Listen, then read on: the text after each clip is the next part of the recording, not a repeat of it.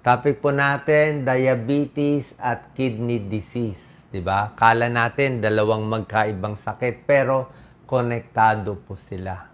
Basta may diabetes, may tsansa, actually mga 33% magkakaroon ng kidney disease.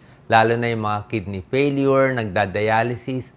Sa mga nagdadialysis na nasira na kidneys, mataas ang creatinine, ang number 1 na sumira sa kidneys nila ay diabetes. Yan ang number 1 sumisira. Pangalawa lang yung high blood, yung mga kidney stones. So, diabetes talaga kalaban natin. Dati, ang may diabetes sa Pilipinas, mga 4% lang eh. Ngayon, siguro baka aabot na ng 10%.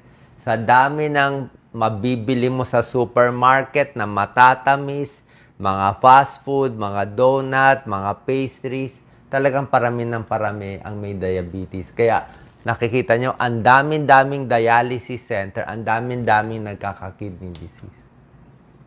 Yan. Tawag dito po, medical term, diabetic nephropathy.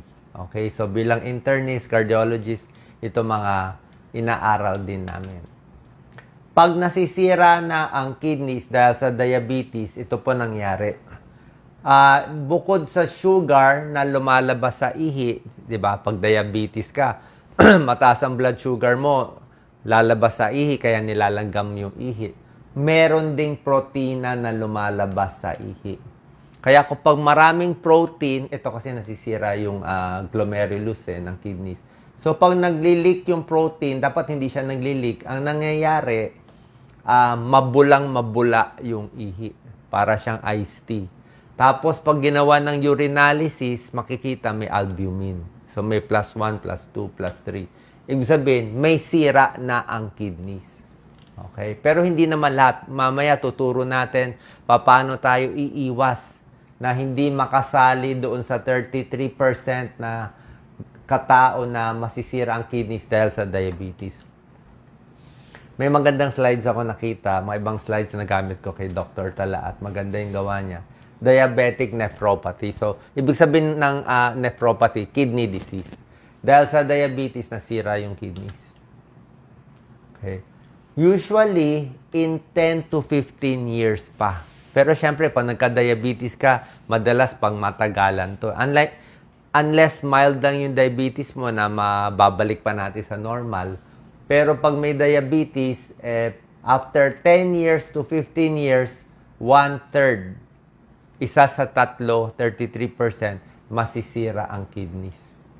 Pero may ibang tao naman, sinuswerte, papakita ko sa inyo paano swertehin sa gamutan, hindi aabot sa kidney disease. Yan o. 1 in 3 with type 2 diabetes, masisira ang kidneys. Yan o. Diabetes, ang number 1 may kasalanan, kaya nagkakaroon ng kidney failure, kaya nagdadialysis. At ito po ay nakakatakot dito. Sa type 1 diabetes at type 2 diabetes, 21% or 11% ang kinamamatay ay kidney disease. So pag may diabetes, di ba alam natin diabetes maraming komplikasyon, di ba? Diabetes, namamanhid ang kamay, namamanhid ang paa, may napuputulan ng paa. Diabetes, lumalabo yung mata, may nabubulag. Diabetes, may nasisira yung puso, na heart attack, na stroke. Pero ito, diabetes, kidney failure naman ang tinatamaan. Yan, no? Yan, no? Diabetes, ano yung mga nagiging problema? Cause of death, stroke, heart attack, heart failure, sudden death, at kidney failure. Kasama po yun. Kaya dapat makontrol ang blood sugar. Isa to sa pinakamahalaga para hindi umabot sa kidney disease. Ito nga healthy na blood sugar 99, 100 and below milligrams per DL. Pero pag 126 na pataas, mataas na to. Yan ang fasting blood sugar. Pag yung isang test ng blood sugar, hemoglobin A1C, maganda po to. Ito yung blood sugar ng 3 buwan. Makikita mo ano blood sugar in 3 months. Mas accurate nga to. Dapat nga mababa, 5.6. Pero kahit 6.5 and below, po pwede na yan. Sa mga diabetes, 6.5 and below, 126 and below, kung diabetic ka, mapababa natin ng ganyang level, maganda-ganda na yan. Ano ang senyales na nasisira na ang kidneys? Let's say may diabetes kayo. Ano binabantayan natin? Ito, masyadong mabula yung ihi. Pag pina-check ang urinalysis, ayan, may protina, may albumin.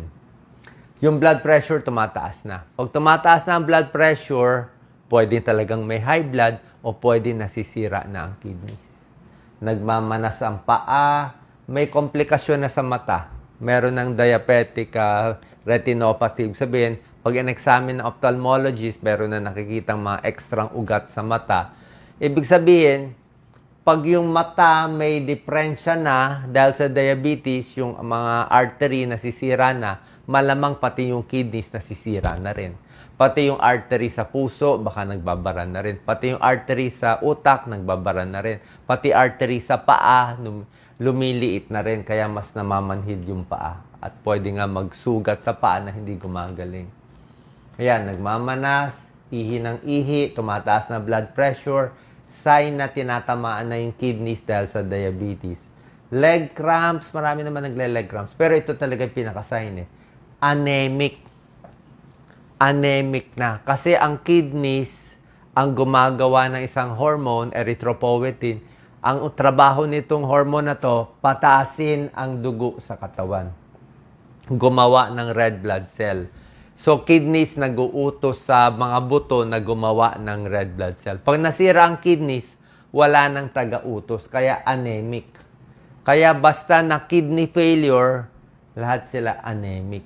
At pag nag-anemic ka na, lalo masisira yung katawan. Kulang ka sa oxygen, kulang ka sa dugo.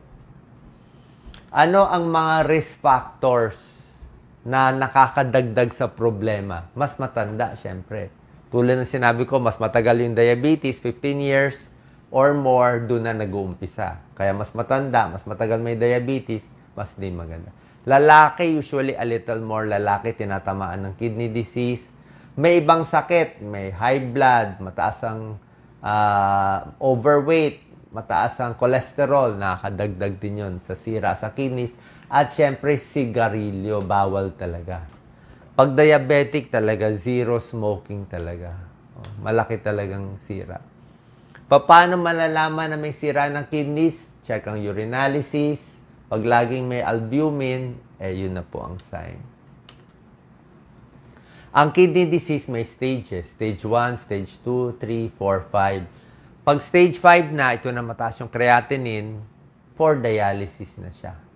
Stage 1, stage 2, tulad nga na sinabi ko kanina, pag 10 years na ang diabetes mo, pwede na masira ang kidney disease.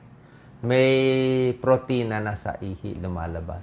At dito nga, pag stage 3 na, high blood na, nasisira na yung mata, nagkakakomplikasyon na.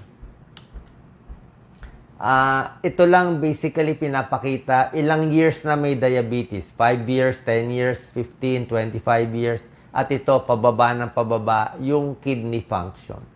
Pahina ng pahina yung kidneys hanggang mag-dialysis. Gusto natin makontrol to.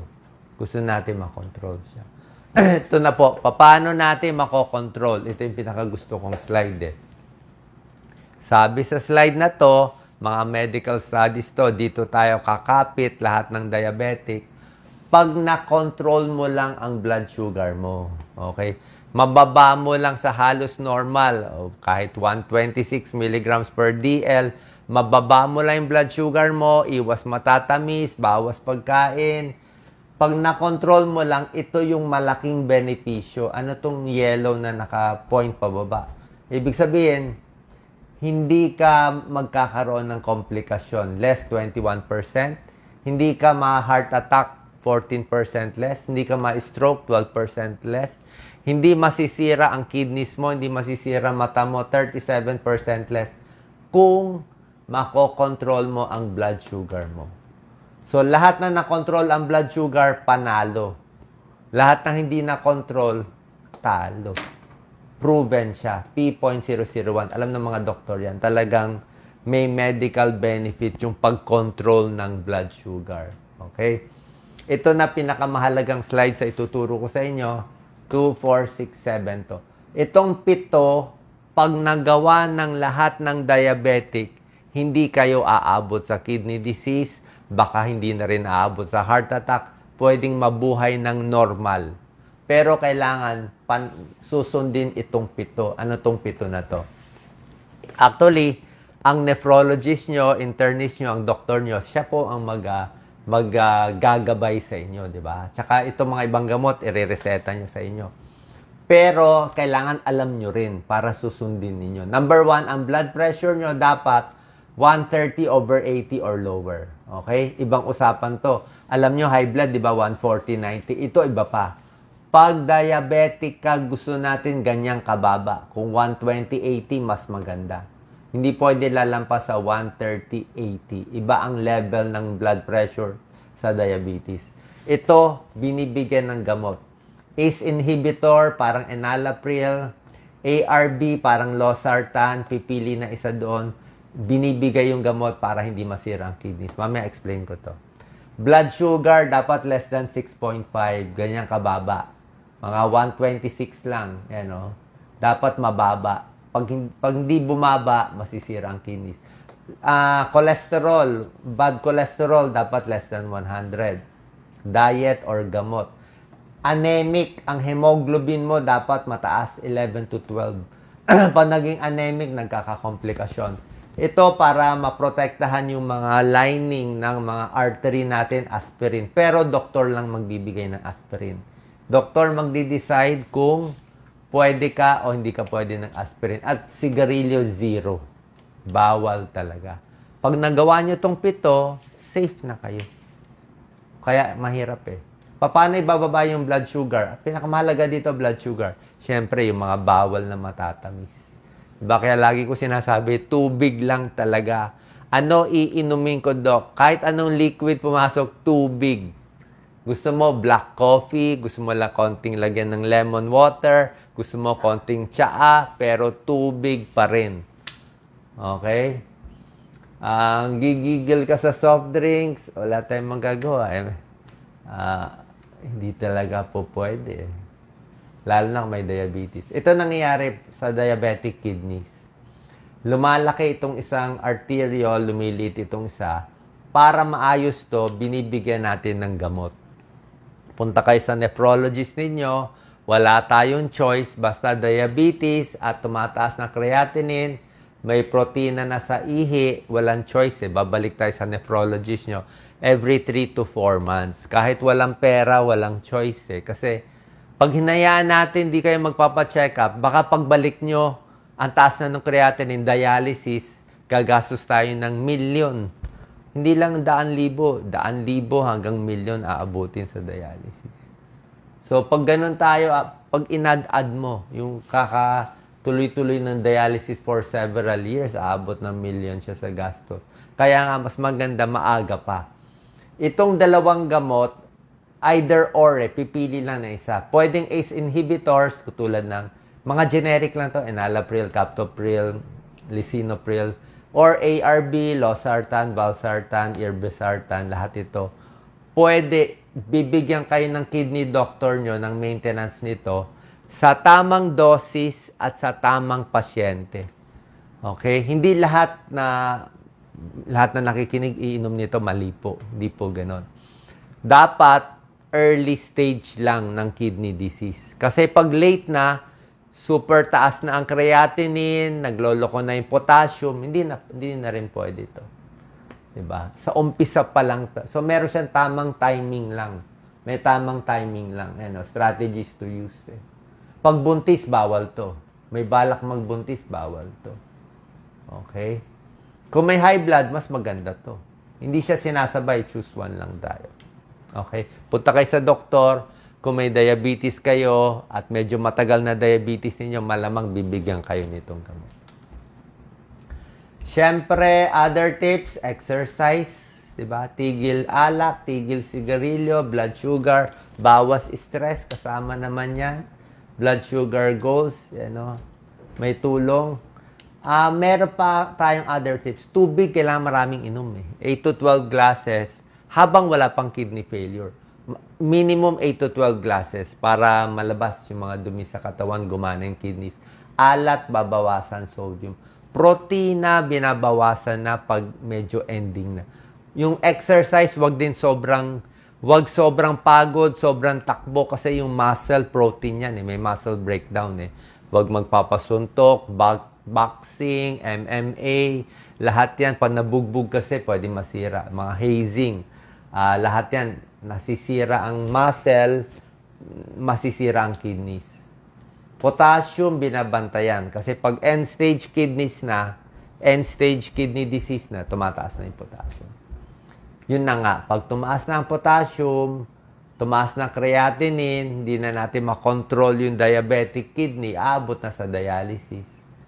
Merong hemodialysis, peritoneal dialysis, kidney transplant, ayaw natin umabot dito. Kaya nga natin tinuturo. Short tips lang para sa blood sugar, bawas stress. Pag may sakit, i-check ang blood sugar. Nagloloko ang blood sugar pag may sakit. Pag na-hospital, biglang tataas yung blood sugar. Protina, wag sobra dami. Tama-tama lang. Isang pork chop lang, isang isda lang. Wag yung sobra-sobrang karne. Okay?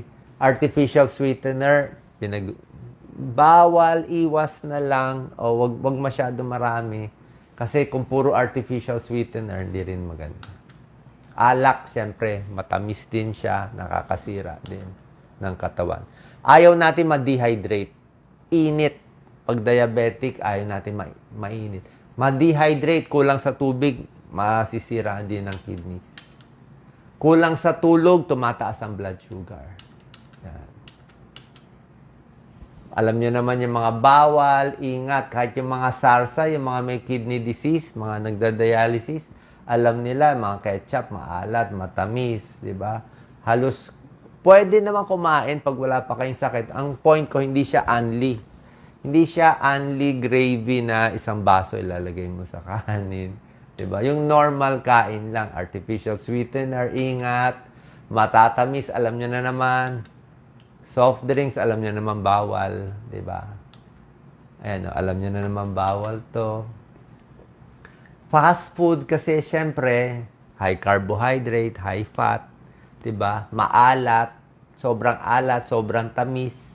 Diba? Kaya mas maganda pa rin. Pwede kumain paminsan-minsan, pero mas maganda pa rin sa bahay.